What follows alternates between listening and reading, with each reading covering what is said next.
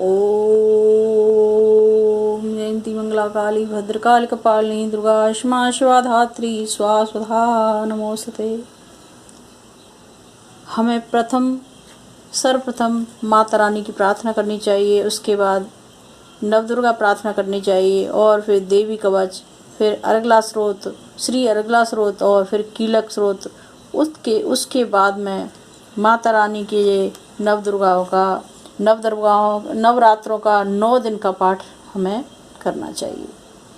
तो सर्वप्रथम माता रानी का ये नवदुर्गों का 9 दिन के पाठ में प्रथम अध्याय भगवती की महिमा तथा मधु कैटभ वध। भगवान विष्णु के सो जाने के कारण मधु और कैटभ को मारने के लिए ब्रह्मा जी ने जिनकी स्तुति की थी, उन देवी महाकाली की मैं स्तुति करता हूँ। वे अपने 10 हाथों में खड्ग, चक्र, गदा, धनुष, वाण, परिधि, शूल और भुषुंडी, मस्तक, शंख धारण करती हैं। वे त्रिनेत्रों वाली हैं, जिन्होंने अपने समस्त अंगों में दिव्य आभूषण धारण कर रखे हैं। मार्कंडेय जी ऋषि बोले, सूर्य के पुत्र श्रावणी जो 8वें मनु कहलाते हैं, उनके पैदा होने की कथा विस्तार पूर्वक सुनाता हूँ। हे ऋषियों, उसे ध्यान से सुनो। प्राचीन काल में स्वरोचिस मनवंतर में चैत्र वंश में सुरथ नाम के एक राजा थे। उनका सारी पृथ्वी पर राज्य था। वे अपनी प्रजा का औरस पुत्रों की भांति पालन पोषण करते थे। इतना होने पर भी कोला विध्वंसियों के राजा के साथ उनकी शत्रुता हो गई। उसका कोला विध्वंसियों के साथ युद्ध शुरू हुआ। यद्यपि कोला विध्वंसी संख्या में कम थे, फिर भी उन्होंने सुरथ पर विजय प्राप्त कर ली। इसके पश्चात राजा सुरथ अपने नगर में आकर अपने देश का शासन करने लगे, परंतु कोला विध्वंसियों ने यहाँ भी राजा सुरथ पर आक्रमण कर दिया। राजा सुरथ का बुरा समय जानकर उसके दुरात्मा, दुष्ट और बलवान मंत्रियों ने राजा की सेना, कोष आदि पर अपना अधिकार कर लिया। अपना बुरा समय समझकर राजा सुरथ अकेले ही घोड़े पर बैठकर हिरण का शिकार करने के बहाने घने जंगल में चला गया। वहाँ पर उसे एक आश्रम दिखाई दिया। वहाँ पर जंगली पशु अपनी पारस्परिक हिंसा वृत्ति को छोड़कर शांतिपूर्वक विचरण कर रहे थे। वह आश्रम मेधा मुनि का था। आश्रम में पहुंचकर राजा सुरथ ने अपने आसन पर विराजमान महर्षि मेधा को दंडवत प्रणाम किया। मुनि द्वारा उचित सत्कार पाने के कारण राजा सुरथ कुछ काल तक वहां इधर उधर विचरण करता हुआ आश्रम में रहने लगा। कुछ समय पश्चात आश्रम में रहने के बाद राजा सुरथ के मन को राज्य की ममता ने आकृष्ट कर लिया। वह सोचने लगा कि जिस प्रकार प्रजा का पालन मैंने पुत्रवत किया था तथा मेरे पूर्वज जिसे पूर्व काल से पालते आए थे, आज वह राज्य मुझसे छिन गया है। मेरे ही नौकर चाकर तथा मंत्री दुराचारी हो गए हैं। पता नहीं वह प्रजा का पालन धर्म पूर्वक करते होंगे या नहीं। मेरा श्रेष्ठ सूरवीर हाथी जो सदा मद की वर्षा करता था, वह न जाने क्या क्या कष्ट भोग रहा होगा। मेरे आज्ञाकारी नौकर चाकर जो प्रतिदिन प्रसन्नता से धन और भोजन प्राप्त किया करते थे, और वे दूसरे राजा की आज्ञा का पालन करते होंगे। मेरे कठिन परिश्रम से भरे पूरे कोष को वे फिजूल खर्च करके खाली कर देंगे। क्या वास्तव में मेरे द्वारा संचित खजाना सचमुच नष्ट हो जाएगा? इस प्रकार और भी बातें राजा के मन को व्यथित करने लगीं। इस प्रकार सोचते सोचते एक दिन राजा के पास राजा सुरथ की भेंट एक वैश्य से हो गई। राजा ने उससे पूछा, तुम कौन हो? यहाँ किस लिए आए हो? तुम्हारा मुख मलिन और शोकग्रस्त दिखाई देता है, इसका क्या कारण है? वैश्य ने उत्तर दिया, मेरा नाम समाधि है। मेरा जन्म वैश्य जाति में हुआ है और धन के लोभ में पड़कर मेरे पुत्र स्त्री ने मुझे घर से निकाल दिया है। अब मैं स्वजनों से रहित दुखी होकर इस घने जंगल में घूम रहा हूँ। मेरे पास मेरे स्वजनों का क्या हाल होगा, इसकी मुझे चिंता सता रही है। पता नहीं मेरे स्वजन किस अवस्था में रह रहे होंगे। वे पवित्र जीवन बिता रहे होंगे या दुराचारी बन गए होंगे। राजा बोला, तेरे पुत्र स्त्री बंधु बांधवों ने लोभवश तेरा सब कुछ छीन लिया है, फिर भी तू उसके प्रेम में है। वैश्य ने उत्तर दिया, आपका कहना ठीक है, किंतु क्या करूं, मेरा मन निष्ठुर नहीं हो पाता। उन्होंने धन के लोभ में पड़कर पिता का स्नेह, पति का प्रेम तथा आत्मीयता के स्नेह को तिलांजलि देकर मुझे घर से निकाल दिया। हे राजन, मेरा मन पता नहीं क्यों उन्हीं में आसक्त हो रहा है। इसके लिए अब मैं लंबी लंबी सांसें ले रहा हूँ। मेरा मन अत्यंत दुखी हो रहा है। मार्कंड जी ऋषि बोले, हे ब्राह्मण, इसके पश्चात राजा सुरथ और वह वैश्य दोनों महर्षि मेधा के पास गए और दंडवत प्रणाम किया और बोले, महर्षि से बोले, भगवान, मैं आपसे एक बात पूछना चाहता हूँ, उसे बताइए। मेरा मन मेरे बस में नहीं है। यह बात मेरे मन को आंदोलित कर रही है। मेरा राज्य मेरे हाथ से निकल गया, फिर भी मेरी ममता राज्य के बारे में बनी हुई है। इधर इस वैश्य को भी पुत्र स्त्री संबंधियों ने अपमानित करके घर से निकाल दिया है, तथापि इसे इसके संबंधियों ने त्याग दिया है, फिर भी इसका मन उनमें ही रमा है। इस प्रकार हम दोनों अत्यंत दुखी हैं। हे ऋषिवर, उन लोगों के अवगुणों को देखकर भी हम दोनों के मन में उनके लिए ममता उमड़ रही है। हमें इसका ज्ञान होते हुए भी कैसा क्यों है? अज्ञानी मनुष्यों की तरह हम दोनों में मूढ़ता यानी मूर्खता क्यों है? महर्षि मेधा बोले, विषय मार्ग का ज्ञान सब जीवों को है। इस प्रकार विषय भी सबके लिए अलग अलग हैं। कुछ प्राणी दिन में नहीं देखते तो कुछ प्राणी रात में नहीं देखते, कुछ प्राणी दिन और रात दोनों में बराबर देखते हैं। यह ठीक है कि मनुष्य सब प्राणियों में समझदार है, किंतु केवल वे ही ऐसे नहीं हैं। पशु पक्षी भी ज्ञान रखते हैं। जैसा ज्ञान मनुष्य में है, वैसा ही ज्ञान पशु पक्षियों में भी है। ज्ञान के होने पर भी इन पक्षियों को देखो, ये अपने बच्चों की चोंच में दाना डाला करते हैं। भूख से पीड़ित होने पर भी ये पहले बच्चों को खिलाते हैं।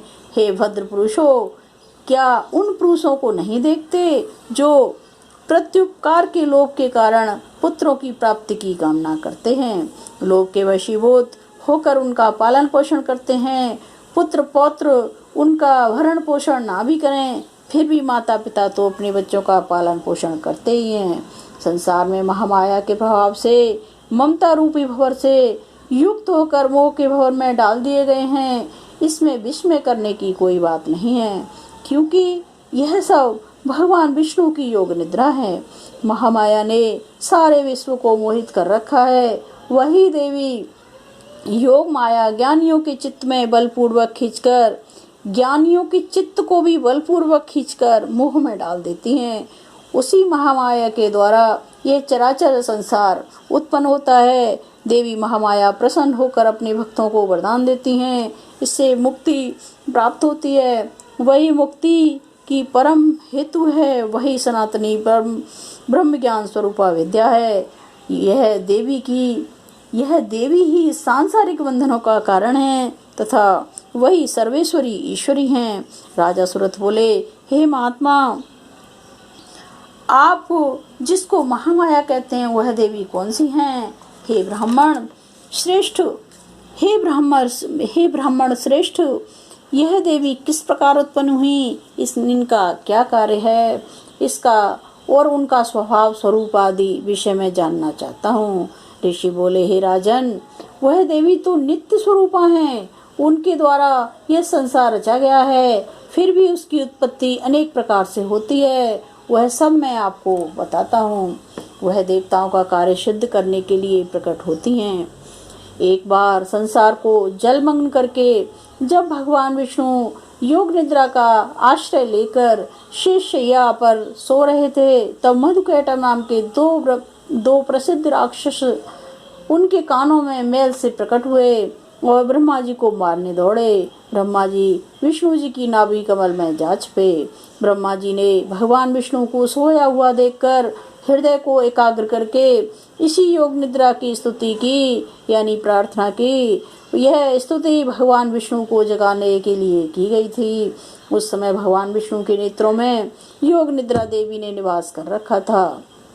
योग निद्रा देवी भगवान विष्णु की अतुल तेज वाली अनुपम शक्ति हैं। ब्रह्मा जी बोले, हे महामाया, तुम ही स्वहा हो, तुम ही स्वधा हो, तुम ही वषट का स्वर हो। हे देवी, तुम ही अमृत हो, नित्य ओंकार स्वरूप अक्षर ब्रह्म में अ उ म इन तीनों में स्थित हो तथा इन तीनों मात्राओं के अतिरिक्त नित्य आदि मात्रा व्यंजन आदि उच्चारण विशेष के रूप में नहीं हो सकता। जिसका उच्चारण जो है विशेष रूप से नहीं हो सकता, वह भी तुम ही हो। हे देवी, तुम ही संध्या हो, तुम ही सावित्री हो, और हे देवी, तुम ही संसार की जननी अर्थात संसार की रचना करने वाली माता हो। संसार का पालन भी तुम ही करती हो, अंत में इसका संहार भी तुम ही करती हो।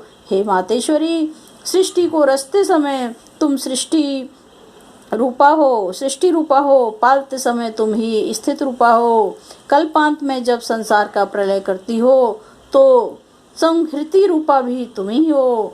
तुम ही महाविद्या, महामाया, महामेधा, महास्मृति, महारात्रि हो। हे बातेश्वरी, तुम ही समस्त चराचर के तीनों गुण सत्व, रज और तम की उत्पत्ति कर्ता प्रकृति स्वरूप हो, उत्पन्न करने वाली कर्ता प्रकृति स्वरूप हो। हे देवी, तुम ही कालरात्रि, महारात्रि, दारुण मोहरात्रि हो।